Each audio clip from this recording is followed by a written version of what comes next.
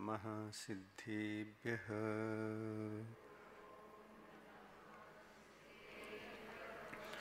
ॐ नमः सिद्धेभ्यः।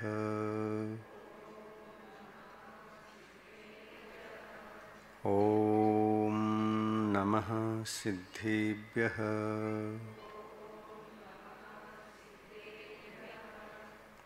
यार ज्ञानशक्तिकोटि सूर्यरन्नुमीरिदे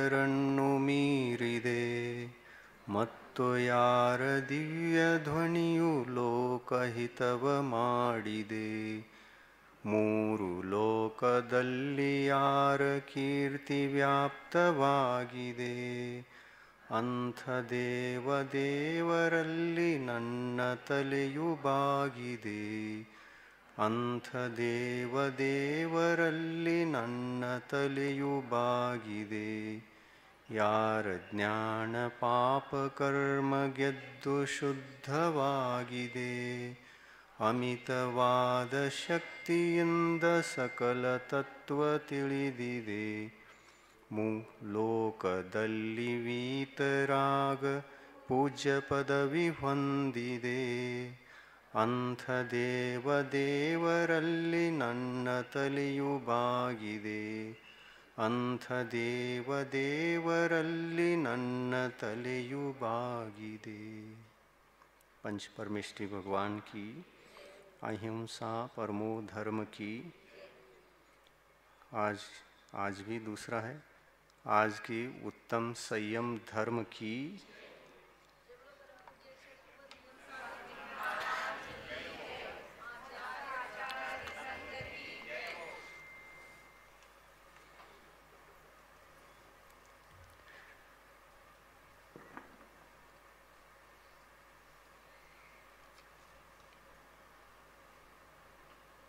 मोक्ष मार्ग अनादि से है। मोक्ष मार्गी भी अनादि से हैं।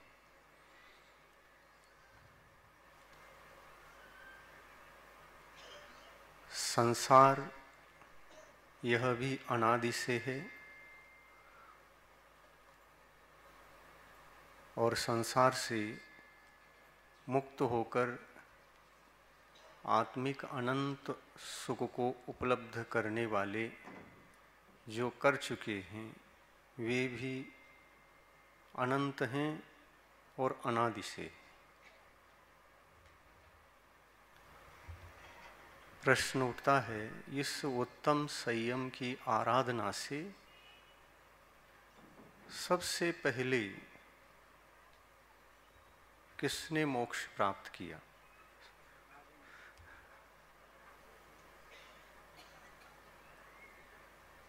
केवली भगवान से पूछा जाए।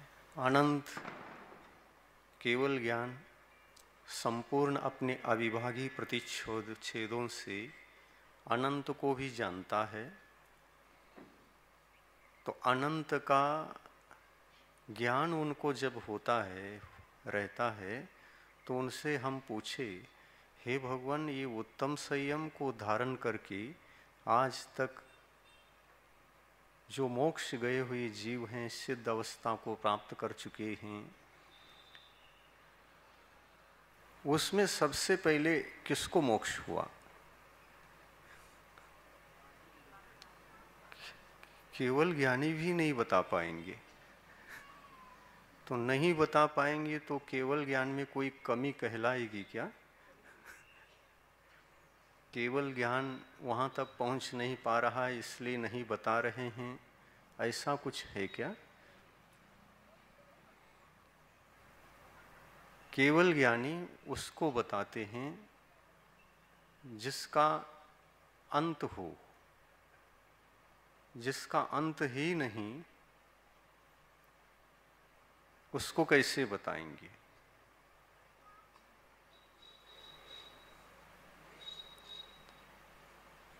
और यदि बताएंगे तो अनंत काल के पीछे सबसे पहले कौन? बताएं केवली ज्ञानी। नहीं बता पा रहे। तो केवल ज्ञानी को मालूम है कि नहीं कौन पहले मोक्ष गए नहीं गए? ये प्रश्न उठता है। तो इसको क्यों नहीं बता पाते केवल ज्ञानी? वो भी भव्यात्मा संसार में समूह शरण में सभा में खड़े होकर के यही प्रश्न करेगा, हे भगवान हमको उनका नाम बता दो जिन्होंने पहली बार यह पता लगाया कि आत्म आराधना इस प्रकार से की जाती है, आत्मोपासना इस प्रकार से की जाती है, और करते करते सभी कर्मों का क्षय जब होता है तब निर्वाण की प्राप्ति होती है। मोक्ष को किसने पहले पता लगाया? ये कुछ प्रश्न ऐसे हैं, हम केवल ज्ञानियों से भी इसका उत्तर प्राप्त नहीं कर पाएंगे, और यदि करेंगे भी केवल ज्ञानी इतना ही बताएंगे, जो भी मोक्ष जा रहे हैं जीव वे अनादि हैं, उसका कोई अंत नहीं होता। और यदि केवल ज्ञानी ने उस प्रश्न का उत्तर दे दिया कि फलाने जीव ने इनका यह नाम था, उन्होंने सबसे पहले कर्मों का आविष्कार किया और ये कर्म आत्मा को दुख देने वाले थे, उनको नष्ट किया, और फिर वो साधना करते करते ऐसी पहली बार मोक्ष गए। यदि ऐसा कहेंगे तो हमारा नमोकार मंत्र, अपना धर्म, केवल ज्ञानियों की परंपरा, सिद्ध भगवंतों की वहाँ पर जो जीव राशि है, शुद्ध जीव राशि, ये सब सीमित हो जाएगा।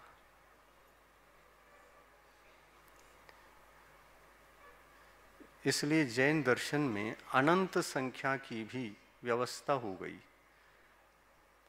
अनंत का अर्थ होता है जिसका अंत नहीं है वह अनंत है, उसको कोई भी पता लगा करके बता नहीं सकता कब से है।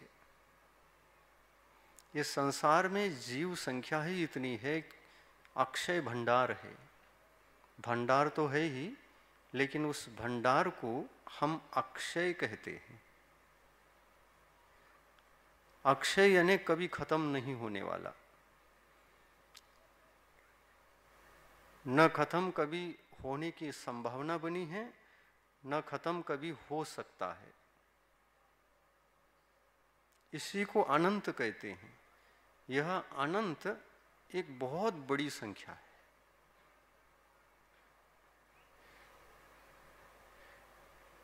और इसलिए इसी संख्या के आधार से हम अंत को पता नहीं लगा सकते। भविष्य में भी जो जीव राशि मोक्ष जाने वाले हैं, अनंत काल तक जाते ही रहने वाले हैं, फिर भी यह संसार खाली होने वाला नहीं है। कोई कल्पना करे कि ऐसे कैसे हो सकता है? जीवों की भी कोई सीमा होती है, होना ही चाहिए। लोकाकाश एक अलोकाकाश की अपेक्षा से एक छोटा सा प्रदेश है, असंख्यात प्रदेशी लोकाकाश है। इस असंख्यात प्रदेशी लोकाकाश में पुद्गल द्रव्य, जीव द्रव्य, ये सभी द्रव्य रहते हैं, सीमित क्षेत्र में रहते हैं। उनकी संख्या अनंत है, अनंत अनंत है, ये भी ठीक है। लेकिन इस सीमित प्रदेश में रहने वाले ये द्रव्य कभी न कभी खत्म होंगे क्या नहीं? मोक्ष जाते जाते जीव द्रव्य संसार से खाली होंगे क्या नहीं? ऐसा आपको कभी विचार आता है?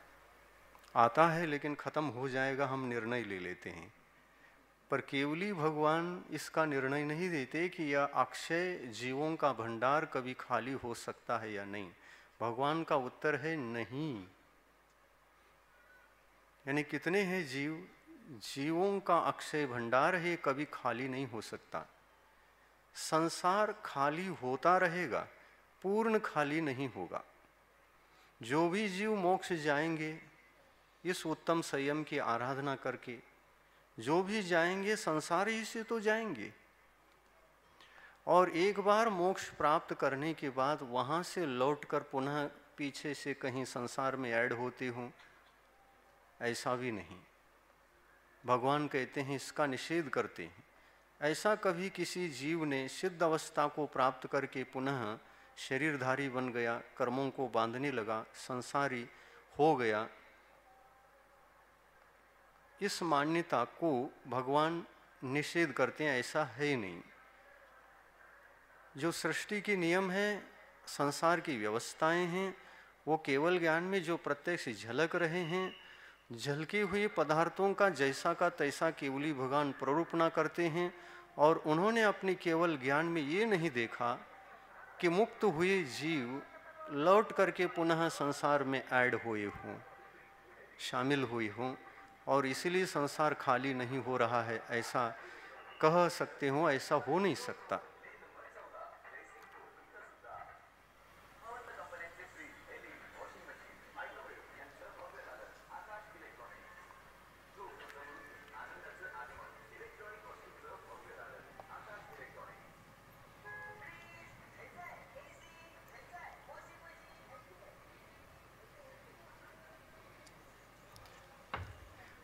मोक्ष प्राप्ति के बाद नहीं, मोक्ष प्राप्ति के बाद वहाँ पर सिद्धालय में इस प्रकार कोई आवाज़ नहीं आती। संसार में ही आवाज़ चलती है। आवाज़ पुद्गल है, सुनने वाला जीव है। आवाज़ जीव नहीं, आवाज़ को सुनने वाला जीव है। मोक्ष में रहने वाला सिद्ध आत्मा, उनको कोई कर्णेंद्रिय नहीं होता, लेकिन आवाज का ज्ञान उनको होता है कि नहीं? नहीं होता। सुनने के लिए कान ही चाहिए ऐसा कुछ नहीं है। विदाउट कान की भी आत्मा सुन सकता है। केवल आत्मा शरीर से रहित, कर्मों से रहित। हमारे पास सुनने की शक्ति जो है वो बहुत सीमित है। एक क्षायोपशमिक शक्ति है। कर्णेंद्रिय में सुनने की जो क्षमता है वो क्षायोपशमिक भाव है, परंतु शुद्धों को क्षायिक भाव है।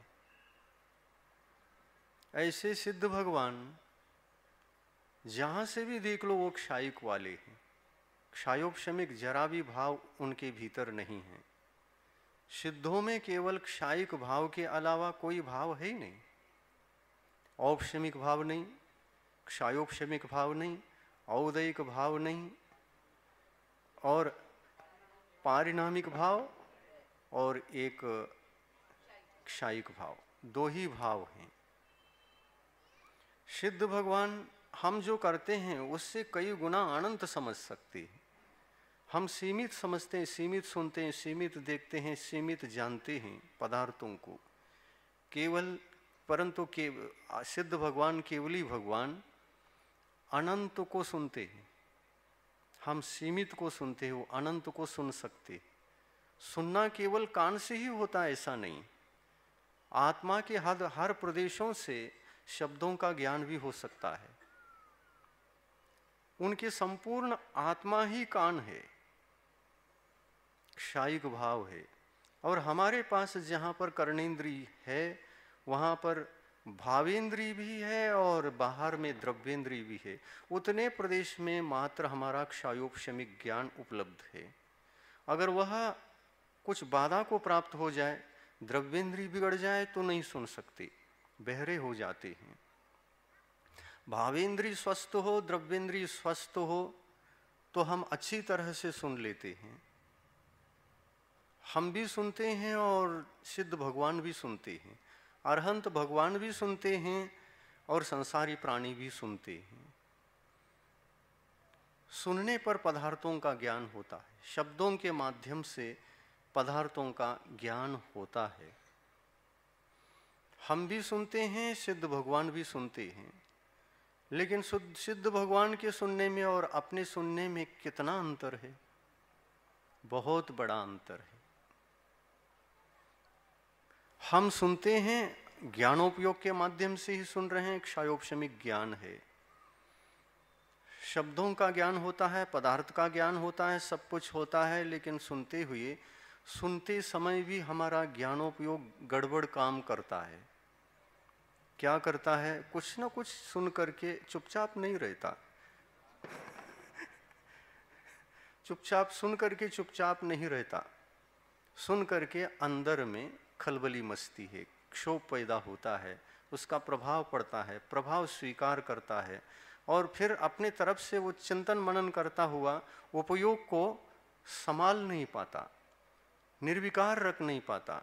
उसमें राग द्वेष आदि भाव नियम से उत्पन्न होते हैं। इसी रागादि परिणति को रोकने का कार्य संयम है। उत्तम संयम क्या है? तो कषायों को जीतना ही उत्तम संयम है। रागादि परिणति से बचना, कषाय परिणति से बचना ही संयम है। अंधश्रद्धा से बचना संयम है। रागादि परिणति से बचना तो बहुत समय तक होता है मोक्ष मार्ग में, किंतु अंधश्रद्धा से बचना तो सर्वप्रथम ही होना चाहिए, वो तो मूल है। क्योंकि हमारा ज्ञान ही उल्टा हो जाएगा, मिथ्या हो जाएगा, तो अंधश्रद्धा की तरफ मुड़ेगा। और ये मिथ्यात्व के उदय में जीव ज्ञानोपयोग के ऊपर मिथ्यात्व का जब प्रभाव पड़ता है, तो वह एक तरह से उस प्रकार का प्रभाव पड़ता है। उसके लिए उदाहरण देते हैं, व्यक्ति जब पानी पीता है, अन्य कोई पदार्थ खाता है तो ठीक ठाक रहता है, लेकिन शराब पीता है तब ठीक ठाक रह नहीं पाता, उसकी बुद्धि कुछ और हो जाती है, नशा चढ़ जाता है। उस नशे का प्रभाव है, और उस नशे में वह ठीक ठाक कोई किसी पदार्थ को पहचान नहीं पाता। अधिक पिया है तो किसी को कुछ भी कह सकता है, वो पदार्थ का सही सही ज्ञान प्राप्त नहीं कर पाता। ये किसका नशा है? शराब का। उसी प्रकार दर्शन मोहनी कर्म यह नशे के समान है, शराब के समान है।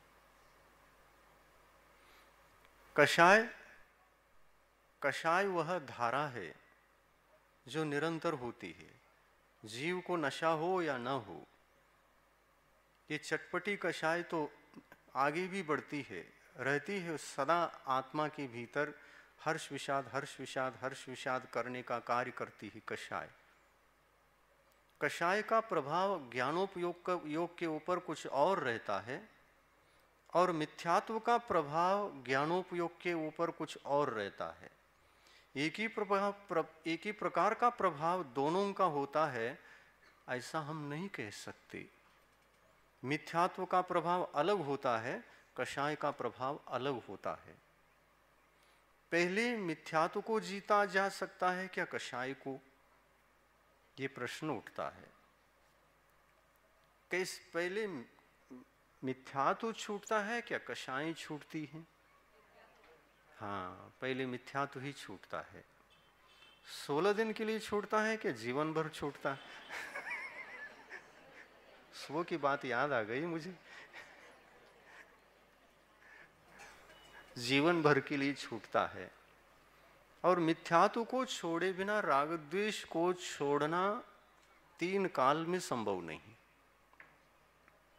मिथ्यात्व को जो छोड़ नहीं सकता, वो राग द्वेष को छोड़ ही नहीं सकता। और उत्तम संयम की प्राप्ति के लिए मिथ्यात्व को तो छोड़ना पड़ता ही है, लेकिन राग द्वेष को छूटने पर ही उत्तम संयम की उपलब्धि होती है। ये तो गणित है, ये तो स्वाभाविक गणित है, सरल गणित है।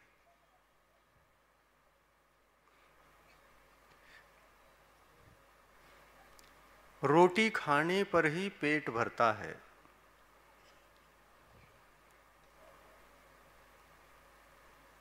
पेट भरना पहले क्या रोटी रहना पहले?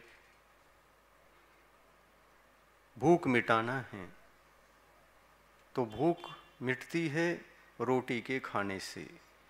पहले क्या चाहिए? रोटी तो चाहिए, फिर बाद में भूख मिटती है। पहले रोटी, फिर बाद में भूख का मिटना। जैसे नैसर्गिक सिद्धांत है, वैसा ही मिथ्या तो पहले छूटता है और राग द्वेष आदि परिणति बाद में छूटती है। कषाय का अस्तित्व जिनेन्द्र भगवान ने बताया है। कषाय का अस्तित्व पहले गुणस्थान से लेकर 10वें गुणस्थान तक है। सत्ता की अपेक्षा से देखें तो 11वें गुणस्थान तक भी है। कषाय का अस्तित्व बहुत दूर तक है, लेकिन मिथ्यात्व का अस्तित्व केवल मात्र एक गुणस्थान में, पहले गुणस्थान में। और उसका छोटा भाई सम्यक मिथ्यात्व, मिथ्यात्व का छोटा भाई, बड़ा भाई तो मिथ्यात्व है, छोटा भाई सम्यक मिथ्यात्व है, और उससे छोटा भाई एक और है, सम्यक मिथ्यात्व है। ये भी सम्यक दर्शन में चलमल अगाढ़ दोष उत्पन्न होने में कार्य करता है, तो ये भी है, लेकिन ये इतना हानिकारक नहीं है। इसके पास हमारे सम्यक दर्शन को पूर्णतः मिटाने की क्षमता नहीं है। इससे संपूर्ण धर्म का घात तो नहीं होता, लेकिन दो भाई संपूर्ण इस सम्यक तो धर्म को अटैक कर सकते हैं। सम्यक मिथ्यात्व का उदय हो जाए तो जीव सम्यक तो धर्म से वंचित हो जाता है। मिथ्यात्व का उदय हो जाए तो भी सम्यक तो धर्म से वंचित हो सकता है, लेकिन सम्यक प्रकृति का उदय हो जाए धर्म में थोड़ा बहुत दोष आ सकता है, किंतु सम्यक तो धर्म का विनाश नहीं होता।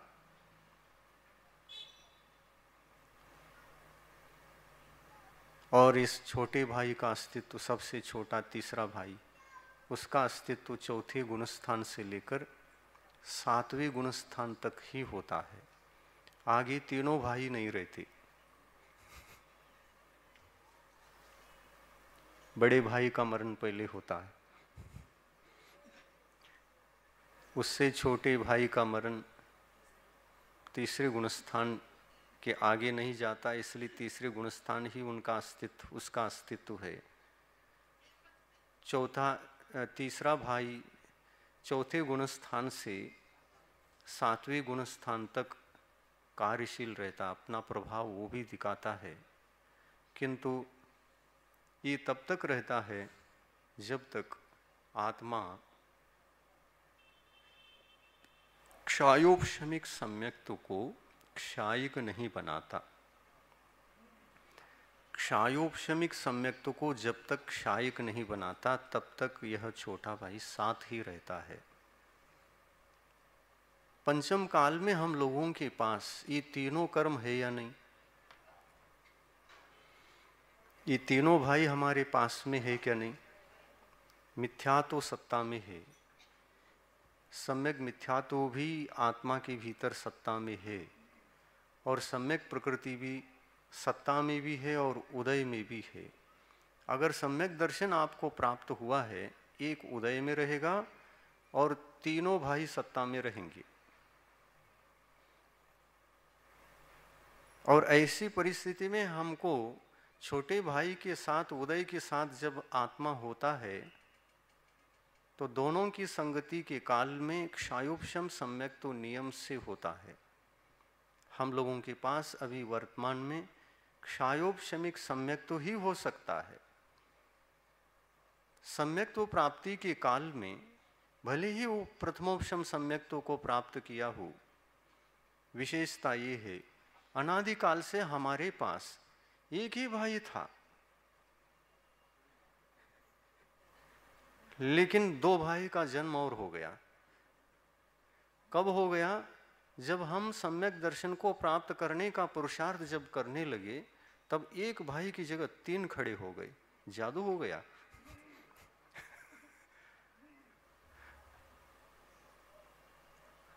जादू हो गया, 3 भाई जन्म लिए। और ये तीनों भाई में से 2 भाई तो हमारे लिए बाधक हैं, हमारे धर्म साधना में विघ्न करने वाले हैं। उन दोनों भाइयों को तो दबा दिया, उनकी शक्ति को दबा दिया आत्मा ने। और आत्मा ने ये प्रयास किया, प्रयत्न किया, मुझे सम्यक दर्शन प्राप्त करना है और परमार्थ के रास्ते पर चल करके मुझे अपनी आत्म सिद्धि के द्वारा सिद्धालय में पहुंचना है, सिद्धालय में जाना है। ये विकल्प आत्मा को होने के कारण जिनेंद्र भगवान के वचनों का अध्ययन करके सही सही उस सम्यक ज्ञान के माध्यम से उपासना प्रारंभ हो गई। और इस उपासना के काल में 2 भाइयों की शक्ति को दबा दिया आत्मा ने, और एक भाई जो शक्तिवान है लेकिन बहुत मंद शक्ति वाला है, कोई बात नहीं, हमारे धर्म का घातक नहीं है, तो उसको साथ कर लिया। पहली बार जब सम्यक तो प्राप्त किया, 3 भाइयों का जन्म हुआ, तो उस समय तीनों भाइयों को आत्मा ने दबा दिया। ऐसा न हो कि कुछ और हो जाए। आत्मा ने तीनों भाइयों को दबा करके अंतर मुहूर्त के लिए उन्होंने प्रथमोपम सम्यक दर्शन को, उस विशुद्ध सम्यक्त्व को प्राप्त कर लिया। किंतु फिर सोचा कि एक भाई तो कुछ नहीं करता है। अंतर मुहूर्त व्यतीत हुआ और वह भाई कुछ नहीं करता है, तो ठीक उन्होंने कहा तुम आ जाओ मेरे पास, रहो, जीवन भर रहना, जब तक मुझे क्षायिक सम्यक दर्शन प्राप्त न हो उतने भवों तक भी रहना, लेकिन मेरे साथ नहीं छोड़ना। भले ही मेरे लिए तुम्हारी वजह से कुछ नुकसान भी हो, तुमको साथ रखूंगा, रहो, लेकिन नुकसान मत पहुंचाना। बस सावधानी आपको ये दी जाती है, चलमल अगाढ़ दोष को भी उत्पन्न होने मत देना, मेरे आदेश को मानो, साथ रहो, लेकिन नुकसान मत पहुंचाओ। आत्मा अपने ही पुरुषार्थ के द्वारा उस भाई को साथ लेते हुए भी उस भाई के प्रभाव को स्वीकार न करते हुए अपने परिणामों की उज्ज्वलता को जैसे जैसे बढ़ाता चला जाता है, तो वह भाई भी एक दिन प्रभाव डालना चाहता है, फिर भी प्रभाव नहीं डाल सक रहा, ऐसी अवस्था भी एक दिन आ जाती है। और वह भाई क्षायिक सम्यक्त्व के प्रति कुछ भी नहीं कर सकता। यह आत्मा 2 भाइयों को तो सुला दिया था, और सुला करके ऐसे सुला दिया कि पुनः वे भाई दोनों वापस लौट करके नुकसान के लिए खड़े न हो जाए, ऐसा दबा दिया। और ये छोटा भाई भी जब तक रहेगा तब तक मैं पूरी तरह से सम्यक्त्व के अपेक्षा से मैं क्षायिक नहीं बन सकूंगा, ऐसा कहकर आत्मा ने क्या किया, उस भाई को भी हटा दिया। सम्यक प्रकृति भी चला गया, दोनों भाई पहले ही चले गए थे, और इस प्रकार वह मुनि महाराज, सुनाई नहीं दे रहा है,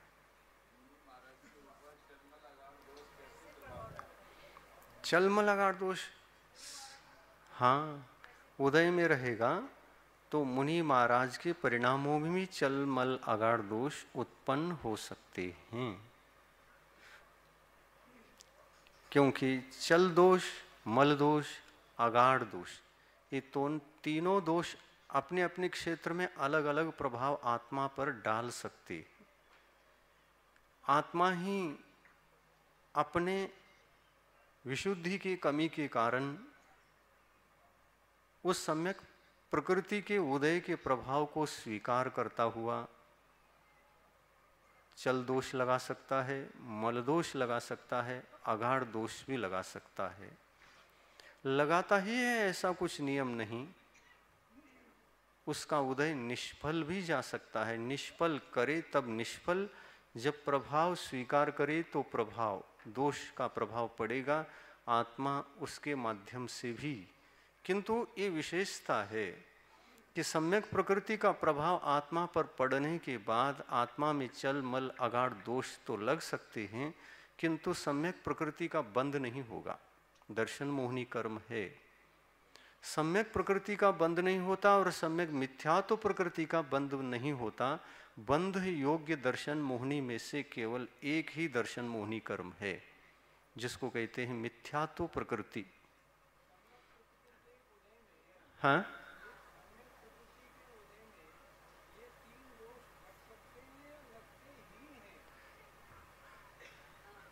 लगते हैं, उत्पन्न होने के बाद एक बार भी न लगे ऐसा तो नहीं हो सकता, उसका प्रभाव तो रहेगा। किंतु जब लगना बंद होगा उस समय परिणामों में इतनी विशुद्धि होती है कि वह क्षायिक सम्यक तो प्राप्त करने के सन्मुख अवस्था में होता है। तब इस सम्यक प्रकृति का प्रभावहीन हो जाता है।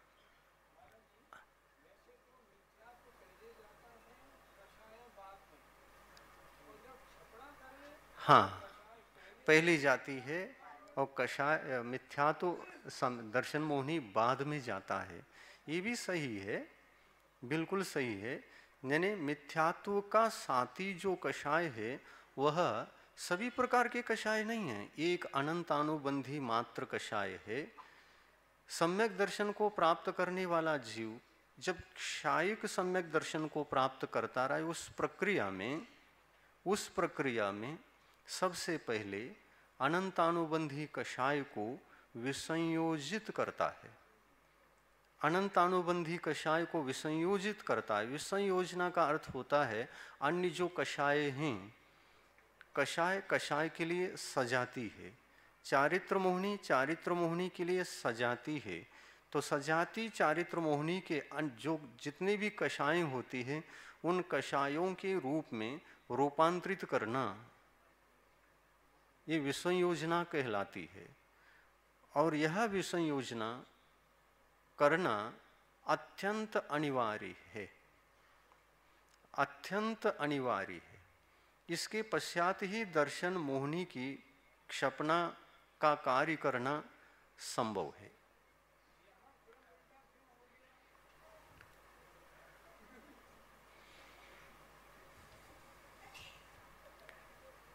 यहाँ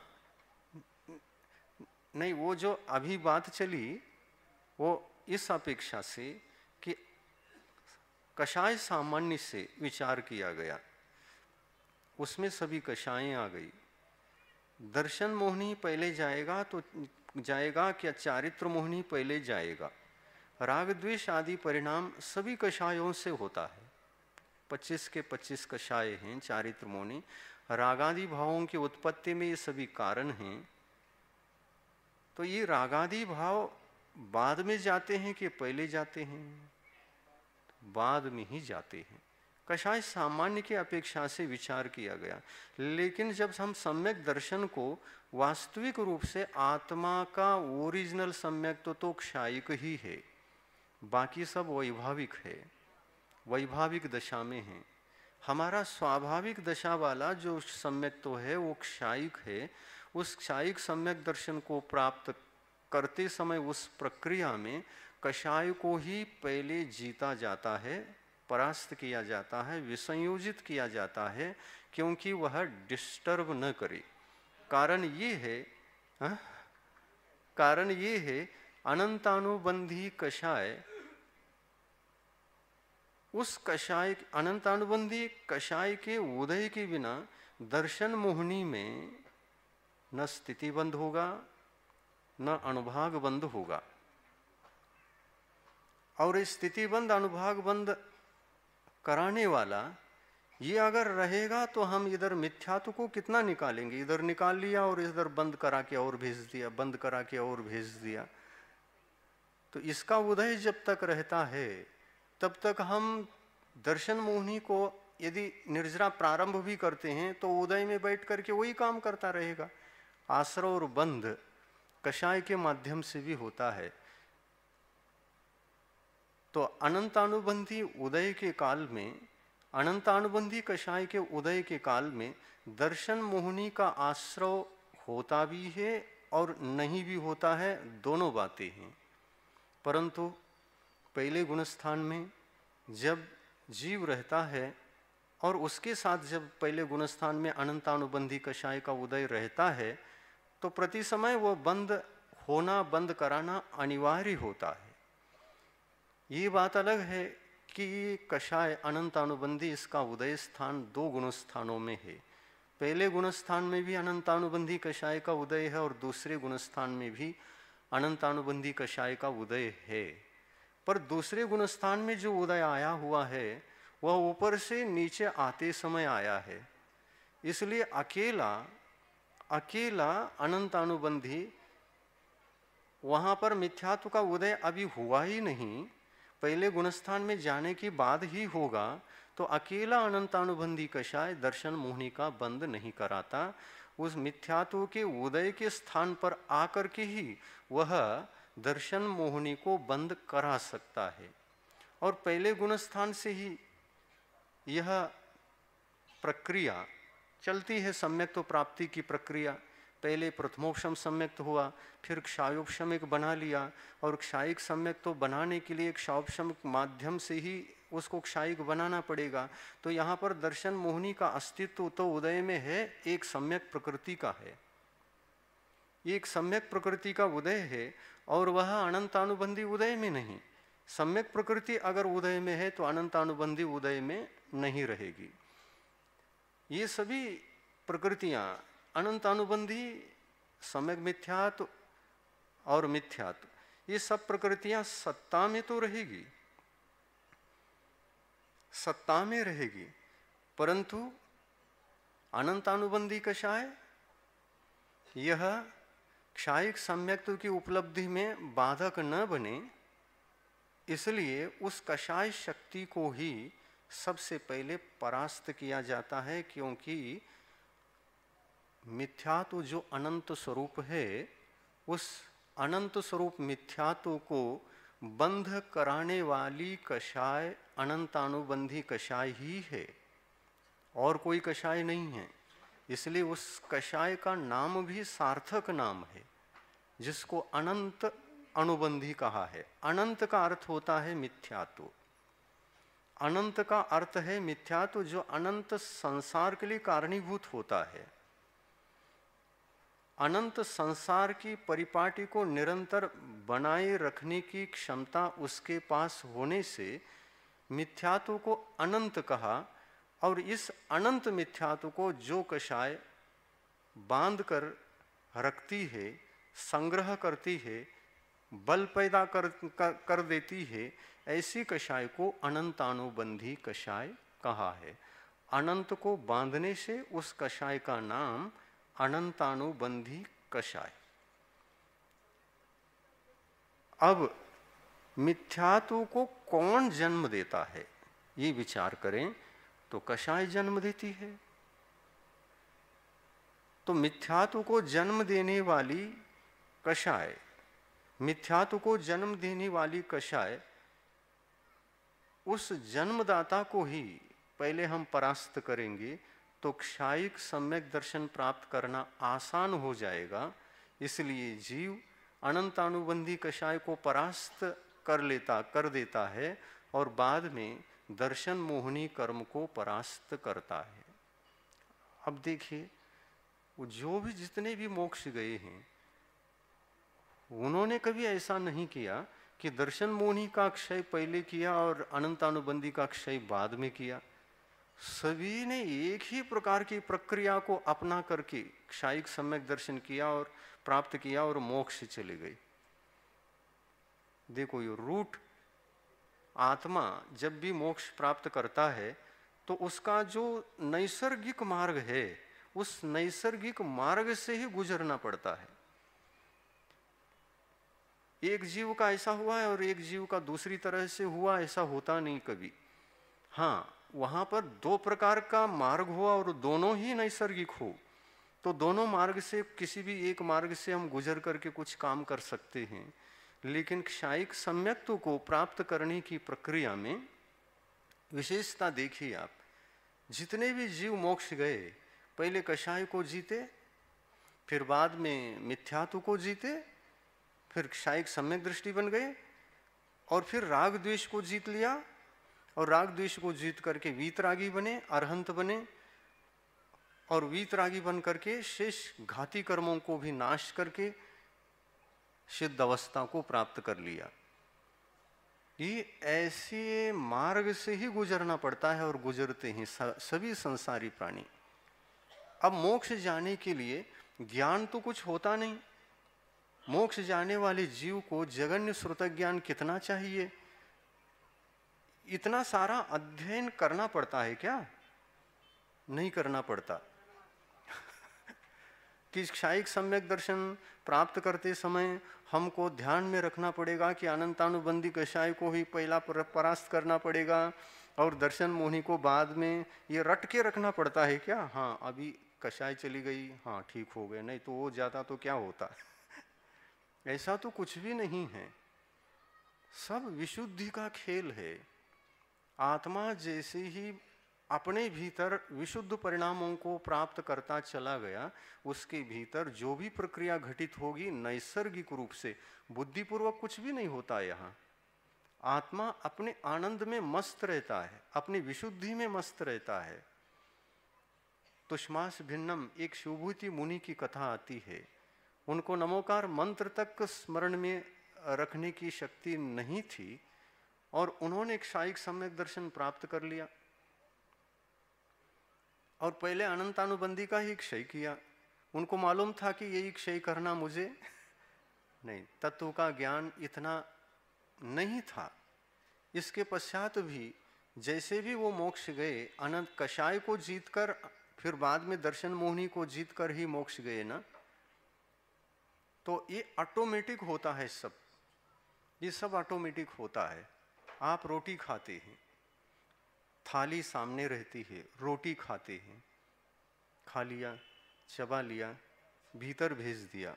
अब आपको पता चल रहा है क्या कहाँ कहाँ पर चला जा रहा है अंदर जा कर के, और वो ठीक जहाँ जाना है वहीं जा रहा है, और जहाँ जा कर के वह पदार्थ बैठ जाता है और वहाँ से आगे बढ़ता है, वहाँ पर सभी प्रकार के सप्त धातुएं तैयार हो रही हैं।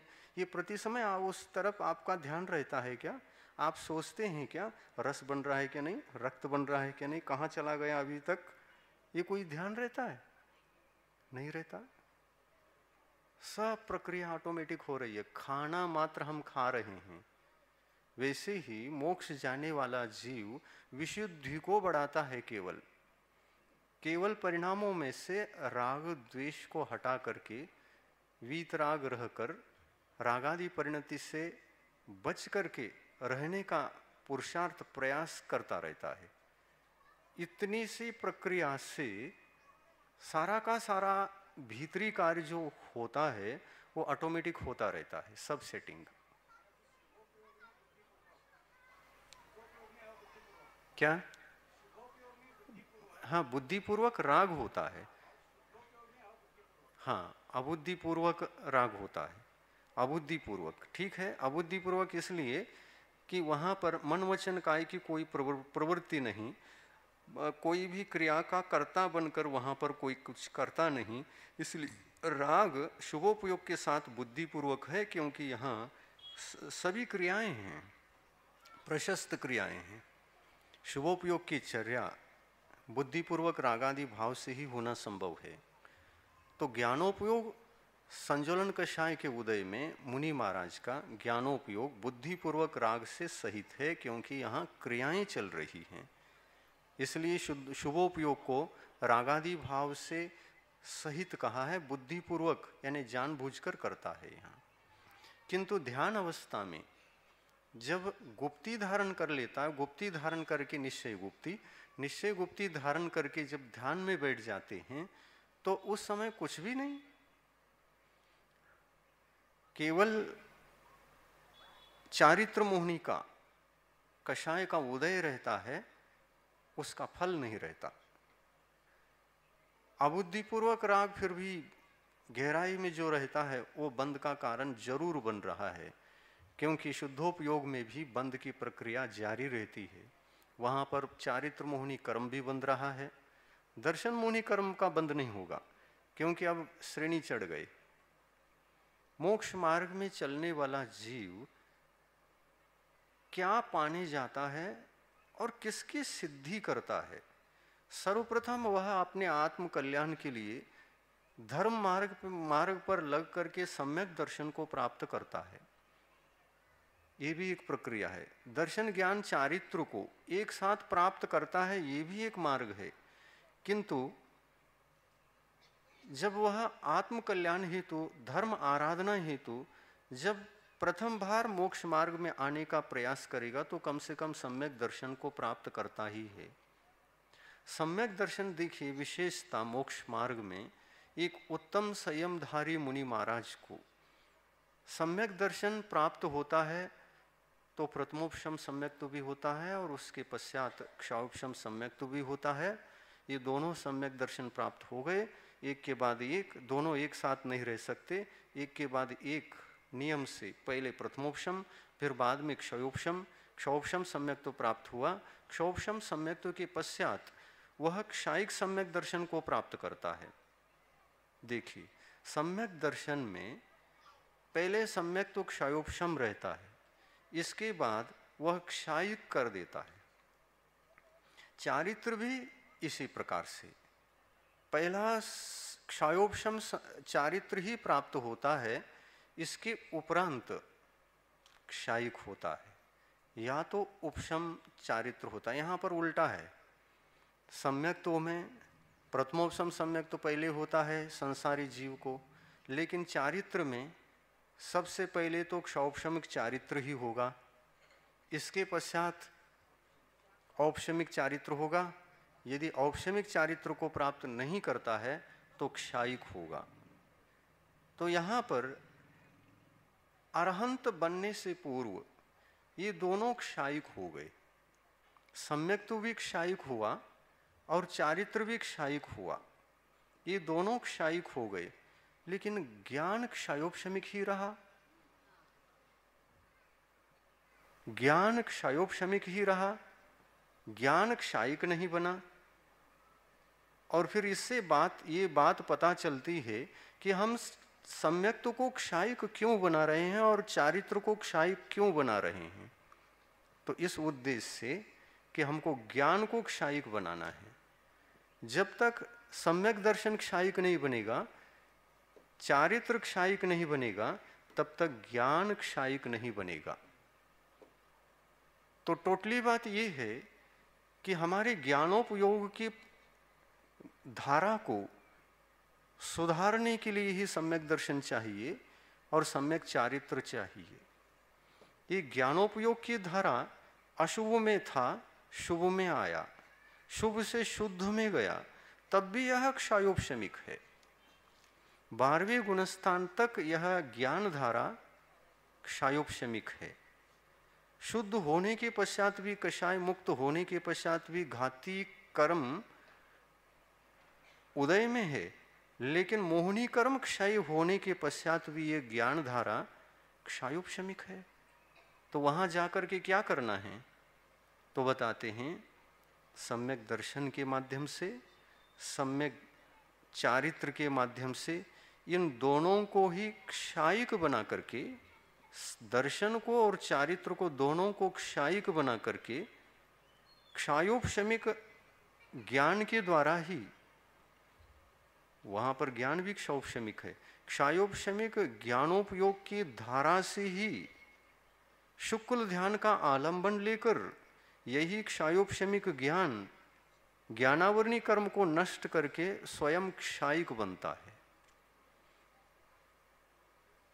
तो क्षयोपशमिक ज्ञान के लिए अपेक्षा यह रहती है, क्षयोपशमिक ज्ञान के लिए अपेक्षा यह रहती है, मुझे सम्यक दर्शन को प्रथम अपनाना है और सम्यक चारित्र को भी अपनाना है। दर्शन और चारित्र के माध्यम से, सम्यक और चारित्र के माध्यम से वह भी फिल्टर्ड एकदम ये भी क्षायिक और चारित्र भी क्षायिक। एकदम फिल्टर सम्यक, तो फिल्टर चारित्र इन दोनों के माध्यम से ज्ञानावरणी कर्म का क्षय करना संभव होता है। ज्ञानावरणी कर्म तब तक नहीं हटते जब तक सम्यक दर्शन क्षायिक न हो और सम्यक चारित्र क्षायिक न हो। तो इस प्रक्रिया में देखिए आप, उत्तम संयम के धारी मुनि महाराज इस उत्तम संयम को धारण करके इसको क्या बना रहे हैं? क्षायिक बना रहे हैं। सम्यक दर्शन को क्या बना रहे हैं? क्षायिक बना रहे हैं। ये हो सकता है गृहस्थ अवस्था में क्षायिक सम्यक तो उपलब्ध नहीं हुआ, और संयम धारण करने के पश्चात, उत्तम संयम जीवन में आने के पश्चात उसको क्षायिक बनाने का अवसर आया तो आता है, ऐसा भी होता है। मुनि अवस्था में भी क्षायोपशमिक सम्यक तो होना संभव है, रहता ही है। यदि नीचे के गुण स्थानों में क्षायिक नहीं बनाया है तो ऊपर के गुण स्थानों में क्षायिक बनाना ही पड़ेगा, और यदि नीचे से ही क्षायिक हो चुका है तो ऊपर क्षायिक बनाने की कोई जरूरत ही नहीं है। अब चारित्र को केवल क्षायिक बनाना है। चारित्र क्षायिक बन गया तो सम्यक तो पहले से ही चौथे गुणस्थान या पंचम गुणस्थान में एक क्षायिक बना लिया है, तो उसको साथ लेकर के चारित्र को क्षायिक बनाते हैं, और अपने ज्ञानोपयोग को जो क्षायोपशमिक है उसको इन दोनों के बल पर, सम्यक्त्व के बल पर, चारित्र के बल पर और तप के बल पर। तप क्या है? तो ध्यान तप है। वहां पर अनशन, ऊनोदर, ये तप वगैरह लेने की जरूरत नहीं। श्रेणी चढ़ने के बाद एक ही तप करता है जीव, ध्यान, अंतरंग तप है। इस अंतरंग तप के माध्यम से जीव ये दोनों साथ दे रहे हैं। ये कैसे साथ दे रहे हैं? सम्यक तो संवर का कारण, संयम भी, चारित्र भी, उत्तम संयम भी,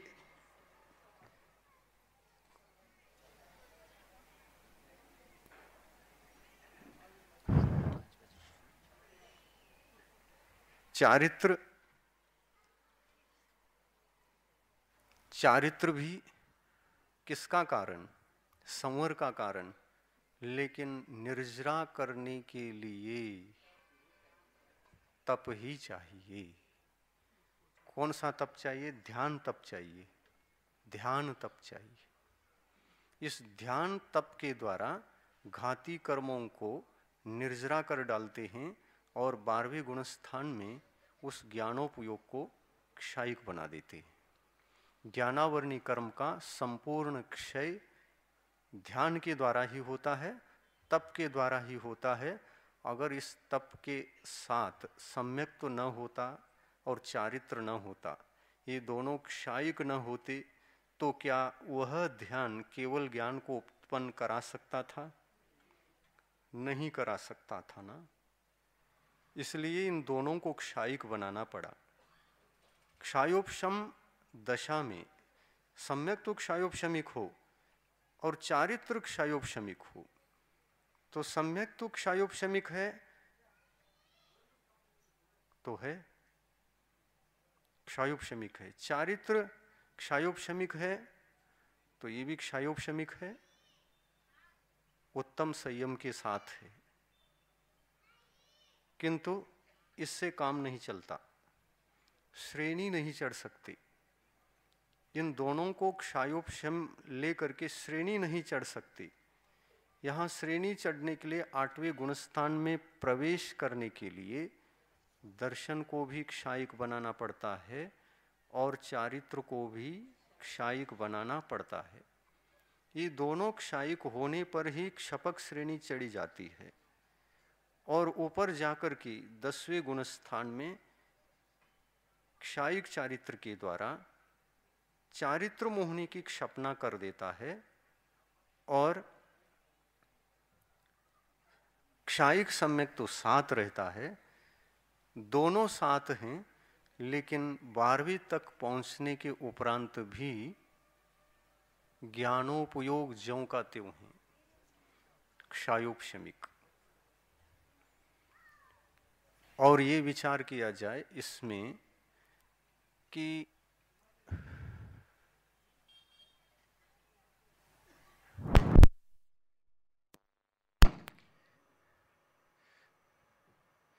इसमें यह विचार करना चाहिए, सम्यक तो क्षायिक बन गया और चारित्र भी क्षायिक। हाँ, उदय है 8वें में, लेकिन 8वें में क्षायिक कहना औपचारिक है। वस्तुतः क्षायिक हो जाता है 10वें के बाद। 10वें में ही क्षपना हो जाती है, उसका उत्तर क्षण क्षायिक सम्यक दर्शन। सत्ता में भी न हो, वही चारित्र क्षायिक चारित्र है। किंतु क्षायिक क्षपना करने योग्य परिणाम प्रारंभ हो गए 8वें में, इसलिए उसको क्षायिक कहना एक औपचारिक बात हो जाती है। अब यह देखिए, यहाँ पर विचार करने लायक एक बात है, सम्यक दर्शन क्षायिक बन गया, चारित्र भी क्षायिक बन गया। क्षायिक बनाने का पुरुषार्थ किसने किया? पुरुषार्थ किसने किया? ज्ञान ने किया। कौन सा ज्ञान ने किया? क्षयोपशमिक ज्ञान ने किया। क्षायिक ज्ञान करता है क्या? नहीं। सम्यक दर्शन को क्षायिक बनाने का पुरुषार्थ छद्मस्त अवस्था वाला यह क्षयोपशमिक ज्ञान ही सम्यक्त को क्षायिक कर देता है और चारित्र को भी क्षायिक कर देता है। ये दोनों क्षायिक हो गए और स्वतः इन क्षायिक शक्ति को लेकर के 12वें गुण स्थान में अपना पूरा काम करता है। अब मैं भी क्षायिक बन सकता हूँ। उन दोनों के सहारे से ज्ञानोपयोग, उन दोनों का लाभ उठाकर वह अपने आप को क्षायिक बना लेता है। तो यहाँ सम्यक दर्शन को उत्पन्न कराने वाला भी ज्ञान, चारित्र को उत्पन्न कराने वाला भी ज्ञान और स्वयं को क्षायिक बनाने वाला भी ज्ञान और केवल ज्ञान को प्राप्त करने वाला भी ज्ञान और आघाती कर्मों को नष्ट करके सिद्ध पद को पाने वाला भी ज्ञान, ज्ञान ही तो सब कुछ करता है। इसलिए ज्ञान को संभालना चाहिए। आज तक जितने लोगों ने मोक्ष प्राप्त किया है, उन सब ने अपने ज्ञानोपयोग को संभाल करके रखा है। ये ज्ञान दुख का मूल है, लिखा था ना, ज्ञान दुख का मूल है, ज्ञान ही भव का कूल, राग सहित प्रतिकूल है, राग रहित अनुकूल। चुन चुन इनमें उचित को, अनुचित मत चुन भूल, समय सार का सार है, निज बिन पर सब धूल। समय सार का यह सार है कि अनुकूल को चुन लो, प्रतिकूल को त्याग दो। प्रतिकूल क्या है? रागादि परिणति से युक्त ज्ञानोपयोग मोक्ष मार्ग में प्रतिकूल है और रागादि परिणति से मुक्त वीतराग ज्ञान वह अनुकूल है।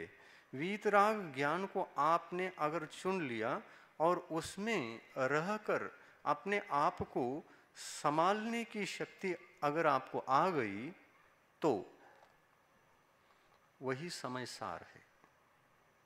रागादि परिणति से मुक्त आत्मा को ही समय सार कहा है। समय यानी आत्मा, समय को आत्मा कहा है समय सार में। समय यानी आत्मा, उसमें सार क्या है? तो रागादि परिणति से युक्त जीव समय सार नहीं, वो पर समय है, स्व समय नहीं, वह पर समय है। स्व समय तो वीतराग आत्मा ही स्व समय है।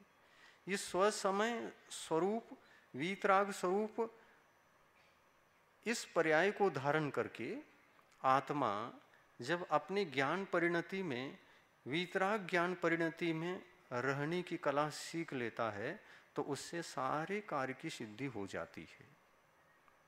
इसलिए ज्ञानोपयोग को संभालना चाहिए। आपका ज्ञानोपयोग गड़बड़ है। कैसा गड़बड़ है?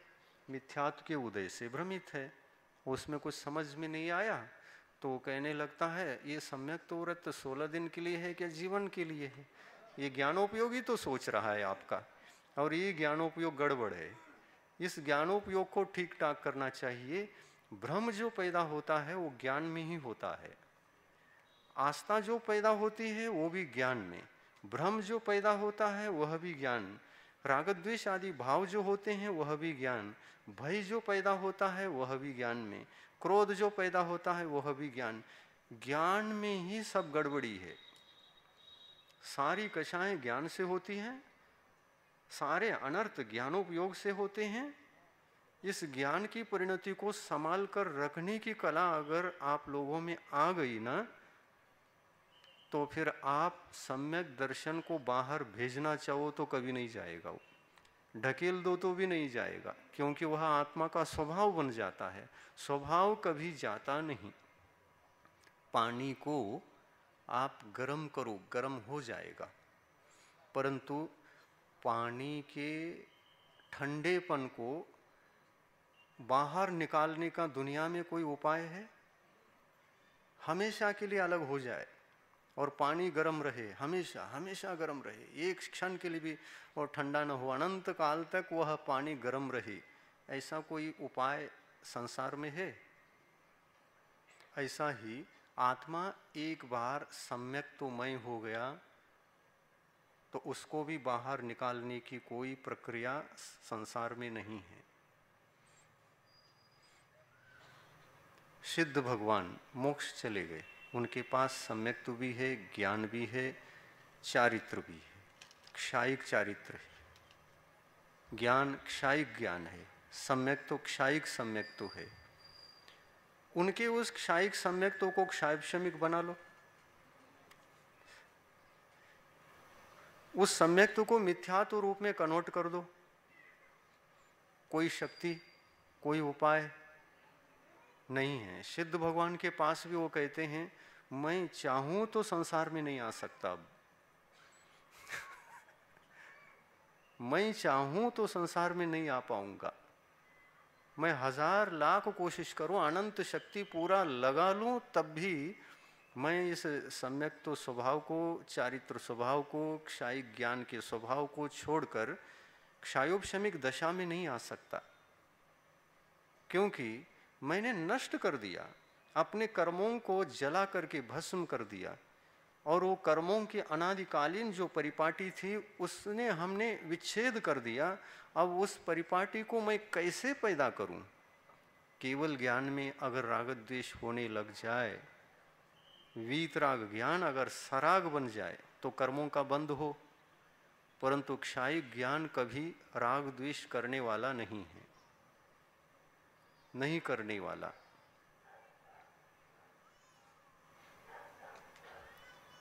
यही तो समझना है, यही समझ समझ करके जीना है। उत्तम संयम क्या है? किसकी हमने पूजा की आज? उत्तम संयम की पूजा की। जो संयम कर्मों का संवर कराता है उसकी पूजा की है। ज्ञान को क्षायिक बनाने में सहयोग पहुंचाता है, उस उत्तम संयम की पूजा की है। उस उत्तम संयम के साथ सम्यक तो स्वाभाविक रूप से होता है, होना ही चाहिए। सम्यक दर्शन न हो और उत्तम संयम प्रकट हो, ये कभी संभव है? कभी नहीं। सम्यक दर्शन के बिना चारित्र जीवन में आ ही नहीं सकता।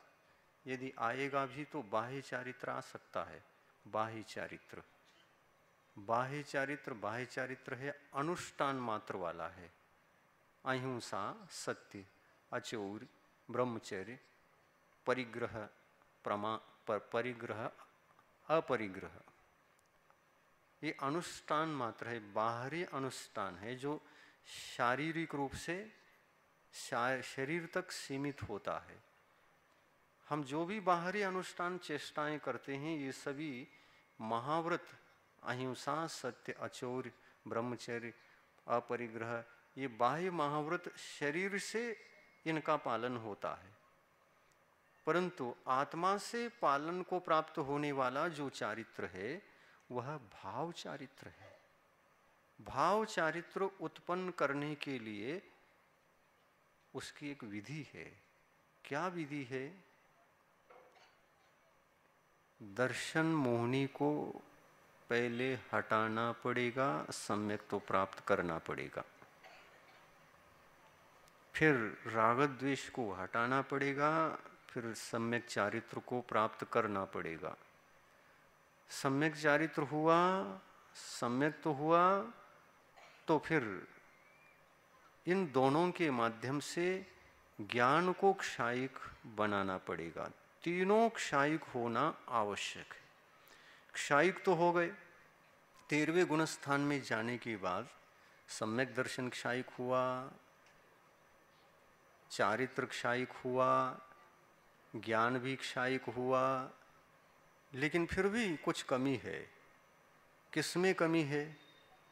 अब ज्ञान में कमी है या दर्शन में कमी है? सम्यक्त्व में कमी है? क्या चारित्र में कमी है? चारित्र में कमी है। क्षायिक बनने के पश्चात भी चारित्र में कमी, तो ये किसके वजह से? चारित्र प्रकट होता है चारित्र मोहनी के अभाव से, चारित्र मोहनी कर्म को जीतने से, और वो तो कार्य हो चुका है, क्षायिक बना चुके हैं, और इसके पश्चात भी चारित्र में फिर भी कमी।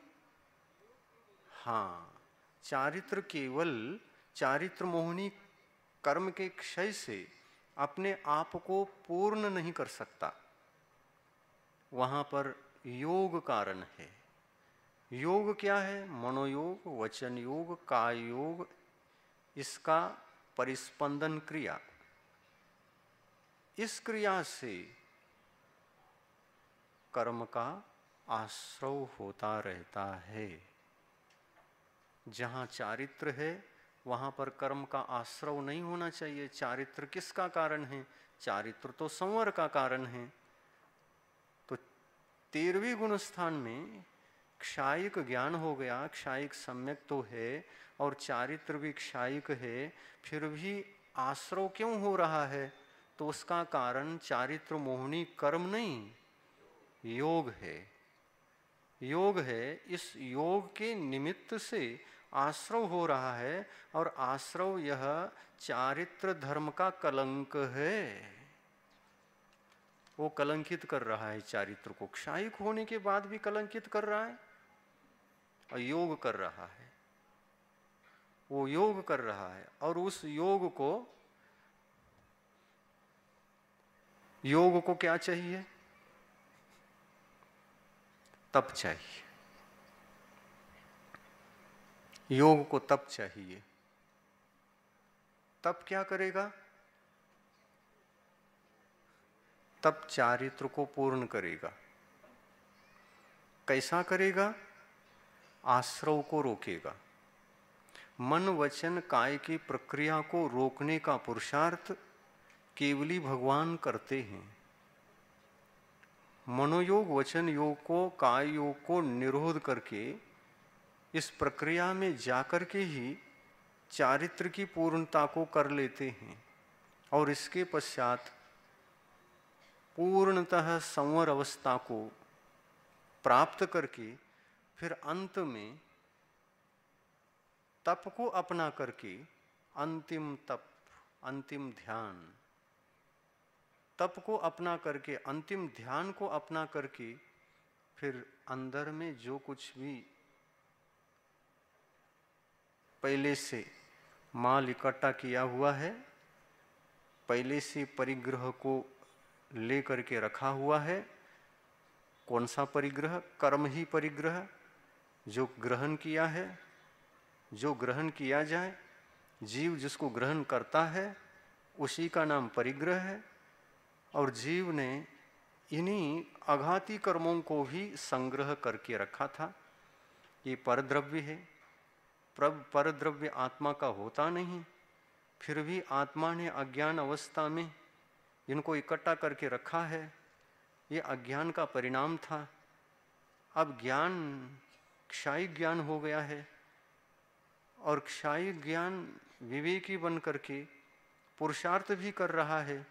ज्ञान ने जान लिया है, ज्ञान ने पहचान लिया है कि मैंने जो संग्रह किया है ये सब चोरी का माल है, अपना कुछ भी नहीं उसमें।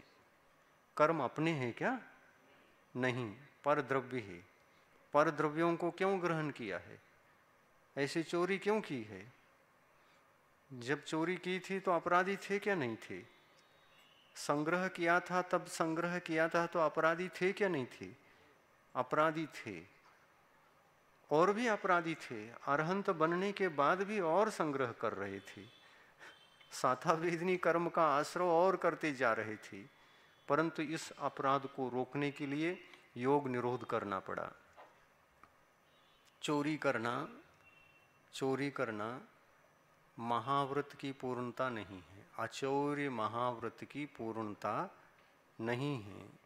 वहाँ पर अरहंत भगवान भी पर पदार्थ को ग्रहण कर रहे हैं, तो चारित्र की कमी तो है।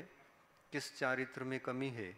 अचौर्य महाव्रत में कमी है। और अचौर्य महाव्रत 18 शील को पूर्ण होने नहीं दे रहा है, अभी कमी है उसमें।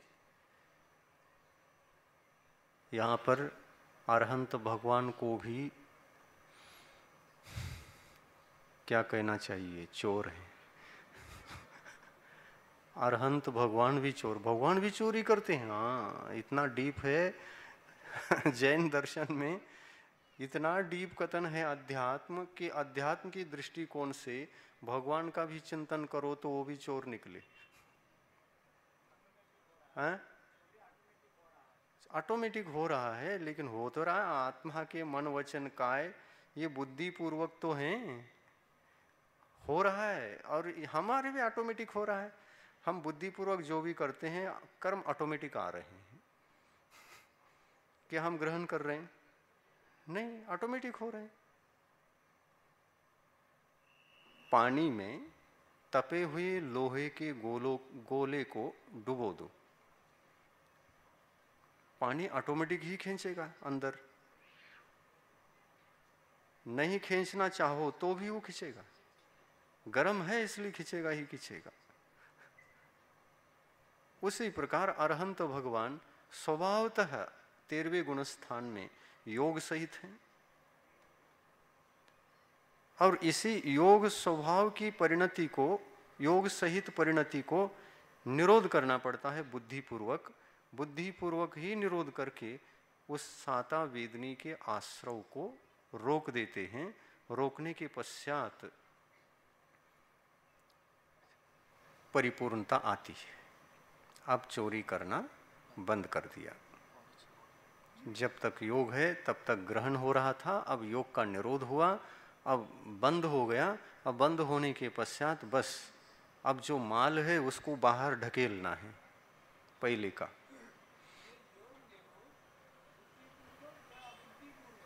ये योग निरोध बुद्धिपूर्वक, केवल ज्ञानी प्रयत्न पूर्वक ही करते हैं।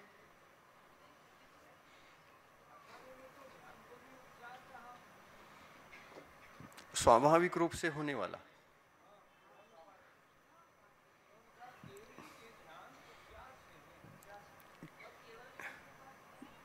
योग निरोध हेतु आयु कर्म पूर्ण होने से पहले ही वे समोशरण से नीचे आते हैं, तो समोशरण का विसर्जन तो हो जाता है, पर ये बुद्धिपूर्वक तो होता है, नहीं होता? हाँ, ये औदैक भाव है।